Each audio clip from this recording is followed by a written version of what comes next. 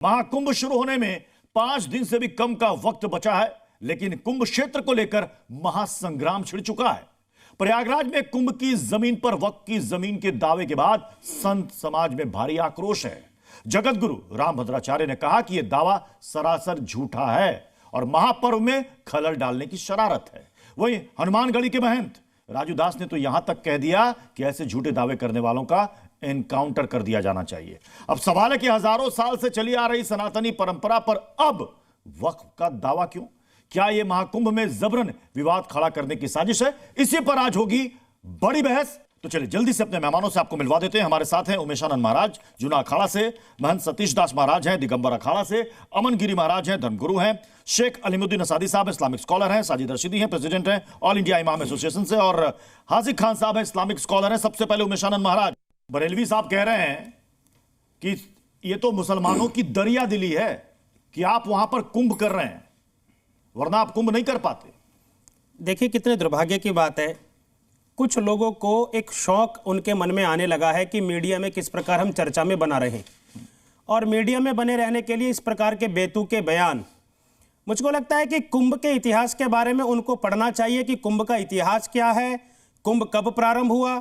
जिस व्यक्ति के पास अल्प ज्ञान होता है वह इस प्रकार की बातें करता है। आप अपने आप को मौलाना बोलते हैं और मौलाना होने के बावजूद भी आपके पास बहुत ही सूक्ष्म ज्ञान है। इस सूक्ष्म ज्ञान के आधार पर आप ये चर्चा नहीं कर सकते, आप ये नहीं बोल सकते कि कुंभ पर हमारा एकाधिकार है। आप किस तथ्य के एकाधिकार की बात नहीं कर रहे हैं, वो कह रहे हैं हमारी जमीन पर आप कुंभ कर रहे हैं, हमें कोई एतराज नहीं, कर लीजिए, हमारी दरिया दिली है। ये शर्म की बात है कि कुंभ की जमीन उनकी कब से हो गई भाई? अभी हम आपको एक बात बोलते हैं कि इस्लाम इतना पुराना नहीं है जितना पुराना सनातन है, जितनी परंपरा हमारी संस्कृति सभ्यता और हमारा कुंभ पुराना है। तो किस आधार पर, किन तथ्यों के आधार पर बेतुके बयान देकर भारत के अंदर माहौल बिगाड़ने का ये मौलाना काम करते हैं? कुंभ की परंपरा हजारों साल पुरानी है, अब आज की तारीख में यह दावा क्यों कि ये हमारी जमीन है? देखिए ये देखने का विषय है। रहा सवाल के हिंदू कहते हैं हम पुराने हैं, मुसलमान कहते हैं हम पुराने हैं। हमारा तो दावा ये जिस दिन से दुनिया बनी है इस्लाम और मुसलमान इस दुनिया में है। सैयदना आदम अलैहिस्सलाम जिनको ये लोग शिव जी के रूप में याद करते हैं, हम आदम अलैहिस्सलाम कहते हैं, लेकिन जो दुनिया में उतारा गया पहला व्यक्ति वो मुसलमान उतारा गया और हिंदुस्तान की धरती पर उतारा गया। तो कैसे हो सकता है दूसरा मजहब पुराना? ये बता दीजिए जब दुनिया वजूद में आई है उस अच्छा मुझे एक बात बताइए, मां गंगा पहले या वक्फ पहले? देखिए गंगा जमुना, गंगा का अस्तित्व पहले या वक्फ का अस्तित्व पहले, मुझे ये बता दीजिए। सुनिए, वक्फ हो या गंगा हो ये हमारी परंपरा है। हाँ। इससे कोई इख्तिलाफ नहीं है। नाम रख दीजिए गंगा जमुना सरस्वती, समझ लीजिए ना। हाँ। ये आपकी मान्यता है, हम इसको दरिया कहते हैं, इसमें फिर इख्तिलाफ हो जाएगा। हम बहती नदी कहते हैं। तो वक्फ का अस्तित्व और गंगा का अस्तित्व दोनों नहीं, दोनों एक साथ है। हम ठेस नहीं पहुंचाना चाहते। वक्फ का ताल्लुक वो है जो जमीन किसी व्यक्ति ने अल्लाह के नाम पर दी हो, वो वक्फ पे नाम ये अब आया है। उससे पहले सुन्नी मजलिस औकाफ हुआ करता था।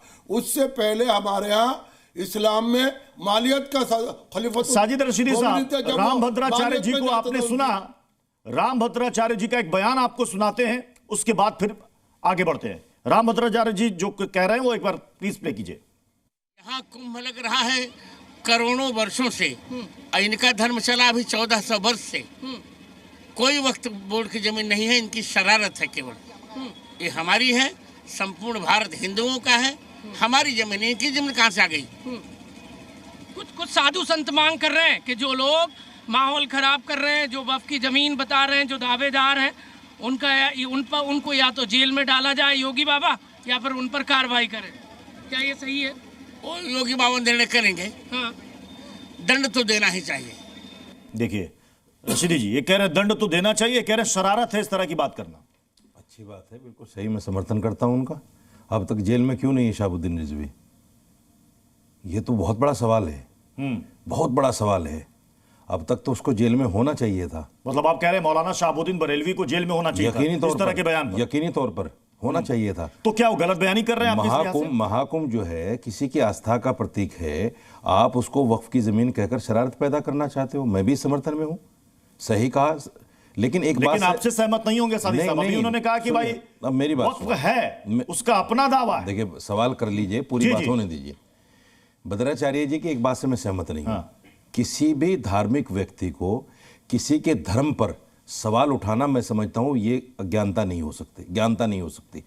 मैं कहूं कि साहब हिंदू धर्म कब से है, ये गलत बात है। वो आपकी आस्था है, ये मेरी आस्था है कि कब से है। आपकी आस्था है कि कब से है, वो आपकी आस्था है। हम इस पर बाकायदा इसके लिए लड़ें कि हिंदू धर्म कब से है, मुसलमान धर्म कब से है, ये कोई अकल की बात नहीं है। आप अपनी आस्था रखिए अपने पास। ये हमारी कुरान ये कहता है लकुम दीनुकुम वलिय दीन, तुम्हारे लिए तुम्हारा दीन, मेरे लिए मेरा दीन। मैं एक दूसरे के दीन पर ना जाऊं, एक दूसरे के धर्म पर, मजहब पर ना जाऊं, चाहे वो भद्राचार्य जी हों या यहाँ खड़े हुए हिंदू धर्म गुरु हों, हम धर्म पर नहीं जाते। इतना जरूर कहते हैं महाकुंभ जो आपकी आस्था है, जिसने इसमें शरारत करने की कोशिश की, ये मैं खुला इल्जाम आपके टीवी पर लगा रहा हूं, ये बाकायदा बीजेपी की साजिश के तहत हुआ है, बीजेपी ने कराया है। अगर इसी बात को साजिद रशीदी कह देता तो मेरे खिलाफ केस होता और मैं जेल में होता। ये जानबूझ के कराया गया है, तो उसको जेल में क्यों नहीं डाला? आप कह रहे हैं कि गलत बयानी है और इस बयान पर उनको जेल में होना क्यों चाहिए, नहीं डाला अब तक? सजा मिलनी चाहिए। बात कुछ भी नहीं है। कुछ लोगों की गंदी मानसिकता, जिसको मैं दुस्साहस कह सकता हूँ, ठीक है। एक महत्वाकांक्षा ऐसी कि चर्चा पाने के लिए, जैसे महाराज श्री ने अभी कहा, बिल्कुल, और एक जो आदिकाल से चला आने वाला एक कुंभ, हमारा एक सनातन परंपरा का महापर्व, उसके अंदर विघ्न डालने की चेष्टा, उसी का प्रयास है। और सनातन तो प्रेम बांटता है, हम सम्मानित पाने की संस्कृति है, सम्मानित होने की संस्कृति है। तो मैं स्वागत करता हूं कि उन्होंने इस बात के लिए कहा। रही उनके जेल जाने के बाद, उस पर कानून अपनी कार्रवाई कर रहा है, सरकार अपनी का, प्रशासन अपनी कार्रवाई कर रहा है। और वक़्फ़ का अर्थ होता है इन्हीं के, उसमें वक़्फ़ एक अरबी भाषा है का शब्द है, जिसका हिंदी में अर्थ होता है समर्पण। क्या ये तो समर्पण की चीज है। जब विवाद खड़ा किया गया, जब वक्फ का दावा किया गया, तो उसको लेकर के प्रतिक्रियाएं भी सामने आने लगी। महंत राजू दास और कंप्यूटर बाबा क्या कह रहे हैं वो भी एक बार सुनिए। ये हमें इतना परेशान कर देंगे, इसीलिए वक्फ बोर्ड खत्म करने की जरूरत है। वक्फ बोर्ड खत्म करें आप। देखिए वक्फ बोर्ड, मैं फिर कह रहा हूँ, पूरा संत समाज इनके दफ्तर में आग लगा देंगे। मैं कह रहा हूँ मेरे नेतृत्व में सारे दफ्तर में बिल्कुल बिल्कुल, यदि ऐसी परिस्थिति आई, बहुत दिनों से ये इनका यही है, सारी जमीन वक्फ बोर्ड की है। इसीलिए हम कह रहे हैं कि किसी भी हालत में पूरा संत समाज आप सहन नहीं करेगा।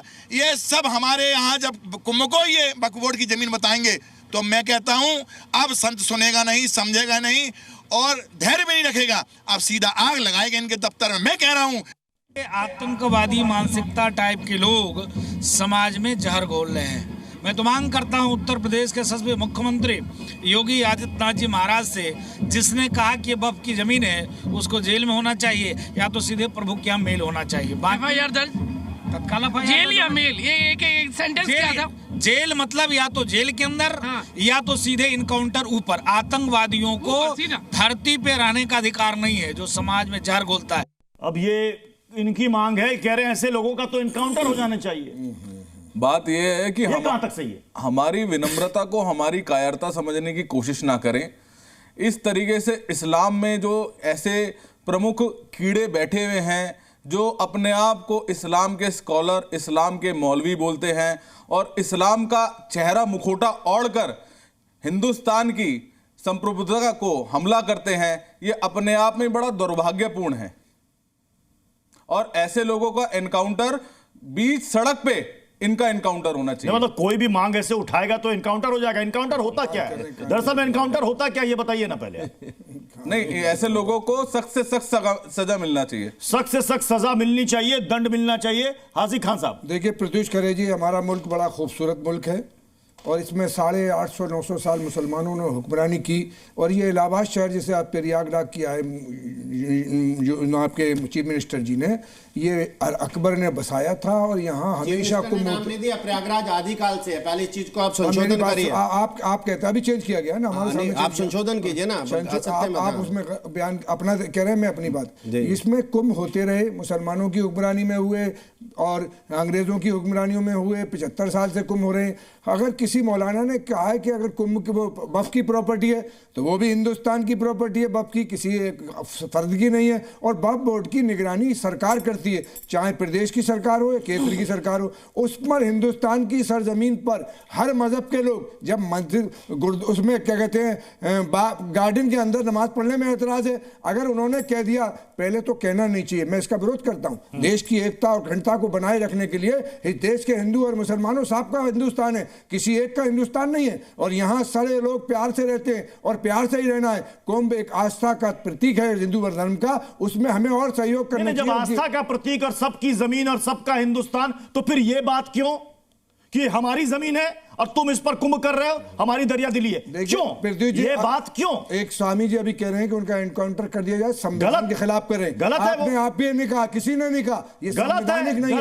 एक आदमी अपनी राय रख रहा है, उसका एनकाउंटर कैसे कर दिया जाए? प्रशासन अपना कार्य, प्रशासन का कोई हक नहीं है किसी का काउंटर करने का। प्रशासन की तहकीक करना है कि उन्होंने ये बात जो कही है वो गलत है, सही है।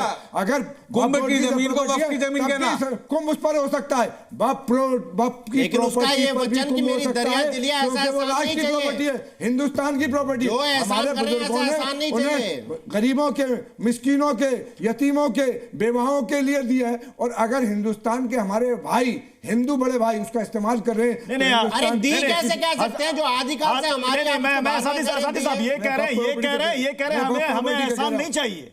हमें ये क्या एहसान की बात कर रहे हैं कि दरिया दिली? एहसान नहीं चाहेंगे और कपड़े भी नहीं पहन पाएंगे।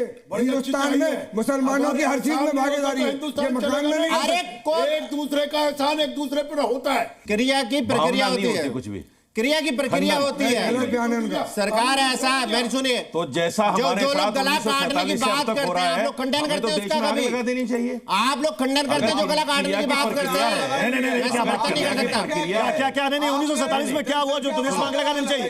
नहीं आपने क्या कहा?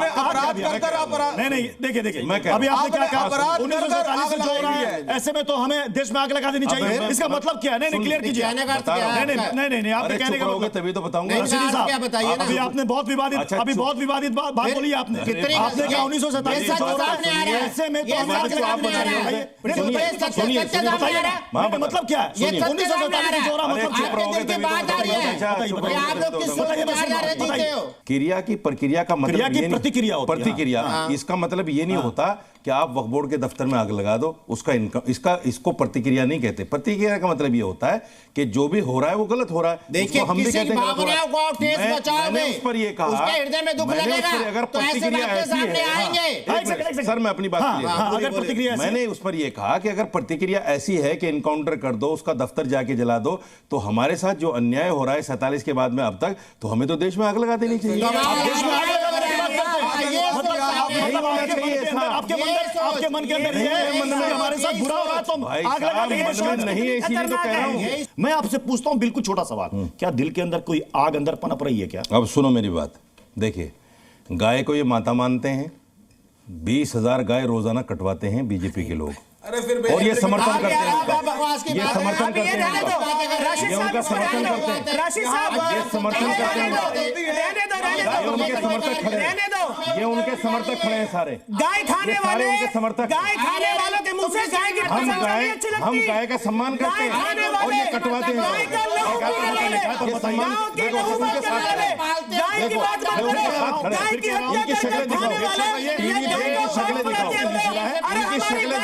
हिंदुस्तान को ये गाय काटने वालों के समर्थक हैं। इस्लाम के अंदर गाय खाने की अनुमति है। गाय काटने वालों के समर्थक हैं सारे। आप बात मत बोलो, सारे समर्थक हैं गाय काटने वालों के।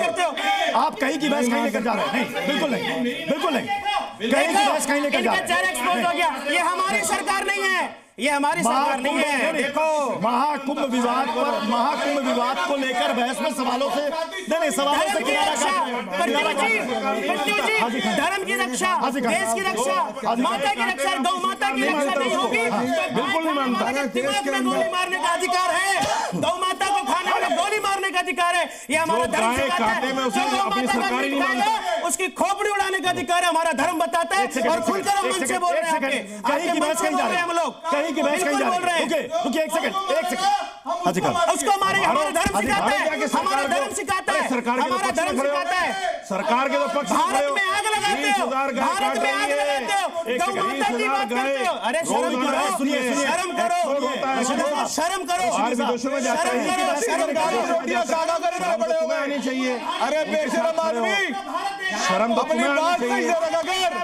एक बार तो बोल दो कि सरकार कुछ कर रही है। सरकार बिल की नहीं है, एक बार तो बोल दो। भारत बिल की नहीं है, और ये भारत में आग लगाने की बात जो करते हैं। सरकार भारत देख रहा है, गाय काटे, मैं भारत उसके देख रहा है, समर्थन मुल्ला में शर्म नहीं हूं। करो, शर्म करो, भारत देख रहा है आपको। जो सरकार माफी मांगनी गाय काटे, मैं उसके समर्थन में माफी हुई। मांगनी पड़ेगी अपने बयान पर, जो माफी सरकार मांगनी गाय पड़ेगी काटे, मैं अपने उसके बयान पर। समर्थन में हुई। निंदनीय है, अपराध है, हमारे धर्म के अनुसार निंदनीय और अपराध जो है। सरकार माफी गाय मांगनी काटे, मैं पड़ेगी उसका समर्थन आपको। कर ही नहीं सकता। माफी मांगनी मैं आपकी पड़ेगी तरह आपको। जमीर फरोश नहीं हूँ। मैं जो सरकार गाय काटेगी उसके समर्थन में कभी नहीं हो सकता। और खाते मैं तुम, जमीर फरोश नहीं खाते तुम। हूँ। मैं जमीर फरोश नहीं हूँ आप लोगों की तरह। शर्म आनी चाहिए। चलिए, आज की बहस में शर्म आनी चाहिए। आज की बहस में बस इतना ही। आप बने रहिए जी न्यूज के साथ।